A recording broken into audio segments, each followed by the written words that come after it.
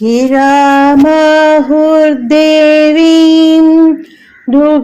गृहिणीमागमविदः हरेः पत्नीं पद्माम् अरसहचरीमद्धितनयां तुरीयाकापित्वं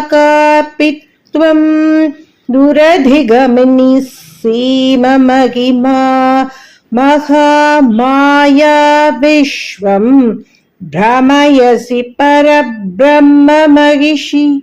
தாயே, தேவ ரகசியங்கள் அறிந்தவர்கள் நீயே. பிரம்மாவின் மனைவி சரஸ்வதி என்றும், விஷ்ணுவின் மனைவி லக்ஷ்மி என்றும், சிவனின் துணைவி பார்வதி என்றும் கூறுகின்றனர்.